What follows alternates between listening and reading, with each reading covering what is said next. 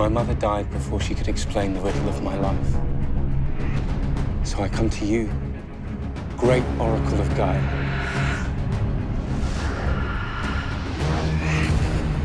You are the son of... Your father is the king of Athens. Olympus is a show that takes us to ancient Greece and explores its mythology, its pathos, and its tragedy in a way that's never been seen on television before. From the crazy, twisted mind of Nick Willing. We are, in a sense, creating a world, a story, which reflects all of human nature, the darkest and the lightest.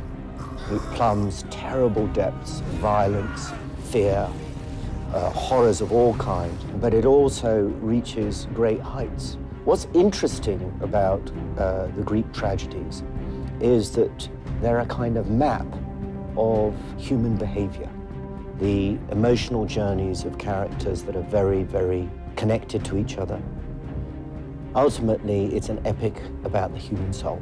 Tom York plays Hero, the central character of the show. We follow him on his journey.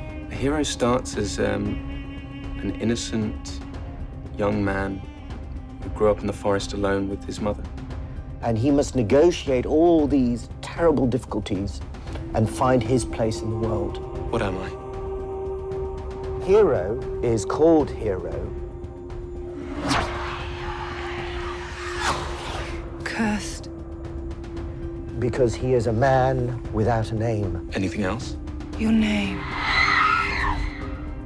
Wait, what is your name? No. It's your name that's cursed, isn't it? It's a curse that he must unravel himself.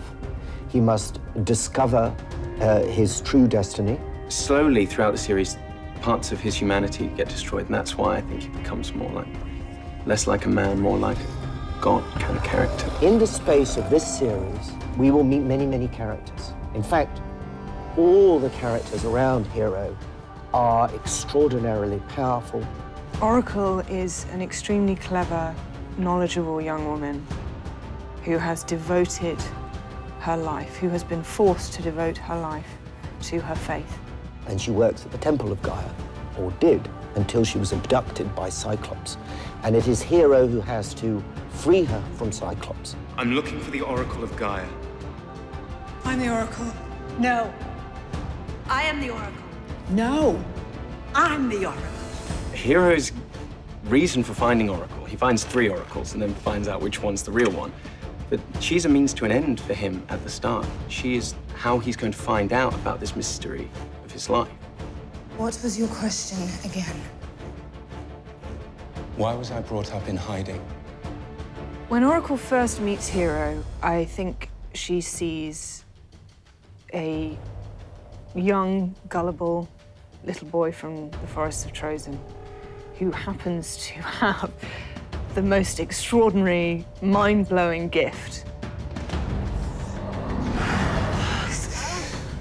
Your father is the king of Athens.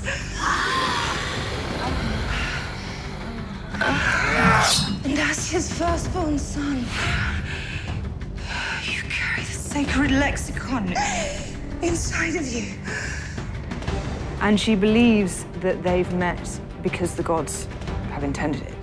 He carries inside him a gift of the gods. There's something in our show that we call the lexicon. It is the promise of the gods, a riddle of the gods, which, when solved, will open the doors of Olympus to any mortal man and grant him immortal life, a life as a god. The lexicon is a riddle indeed, an enigma of the gods. But you will eventually unravel its mysteries. When you do, you'll only have to click our fingers. Our enemies will be swept away. King Aegeus, sadly, is a coward. He appears to be enormously brave. He shouts, blusters, but the truth is, he's a coward. As King Aegeus, I'm trying to do the right things for my people of Athens. He carries an immense fear, immense guilt that come from his past and his relationship with his family and the gods. themselves. The poor man has had to cope with the burden of being the king of Athens, one of the most glamorous positions. And it's fine up until the point where he has to face King Minos, who is the opposite of King Aegeus. All I have was won by the strength of kings, not the promises of gods.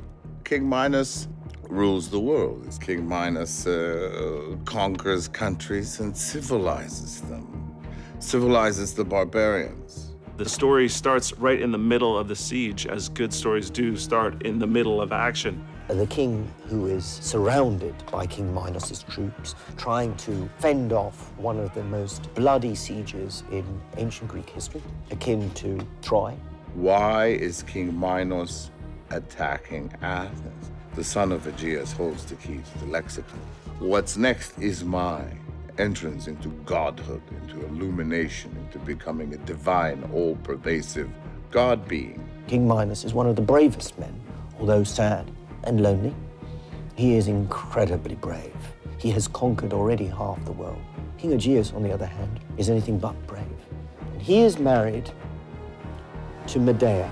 Medea's relationship with Aegeus is puppet master and puppet. She controls the palace, but he is the mouthpiece.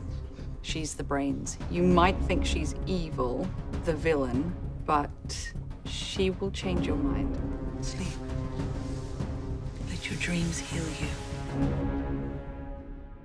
Aegeus believes that Medea is the greatest sorceress on Earth, so it will only make Athens that much more powerful. Medea is the sort of woman that can conjure evil spirits or good fates. She can commune at times with the gods. She mixes and stirs in the world of the supernatural, and yet she longs for something very deeply. Go on. Lycos is, well, he's the prince of Athens. He is the son of Medea and the king of Athens, Aegeus. He's the heir to the throne, and as far as he knows, he is the firstborn and carries the lexicon. Don't you dare fall asleep. Sorry, Mother. The lexicon is this magical source that exists in all the kings of Athens and is passed down to their firstborn son. So it's the key to opening the door to Olympus, and that's what she's been trying to find from Lycos, because she thought that Lycos carried the lexicon. How are we getting closer to solving the riddle of the lexicon inside me? You are a wasteful, selfish boy, Lycos. I should have eaten more figs when I was pregnant. Matt Frewer is Daedalus. He brings to the show a layer of pathos that is very important. He's a man of science. He's the greatest scientist in ancient Greece. What does he think of gods in general? Well, he thinks it's a complete waste of time, to be perfectly honest. He thinks that man does not need gods, that gods are the curse of man, and that man is self-reliant. There isn't a man or woman on this earth that wouldn't like to take the treasures of Olympus. So it is in our show that everybody that knows about the lexicon and the promise therein tries to find it. So let me get this straight. Even though Athens is in the grip of a bloody war, you want me to march into the king's palace and say, "Hello, king, you don't know me, but I'm your son." Yes. If you're outside the city gates, the king, who is a man who's very difficult to get to, and that becomes Hero's first great quest, to find his father. It has action, it has incest, it has sex, it has murder, it has all those things. It does them in a shocking way, but what Olympus does is focuses entirely on storytelling. It's an epic tale, and it really draws you into the characters and the journey they're on.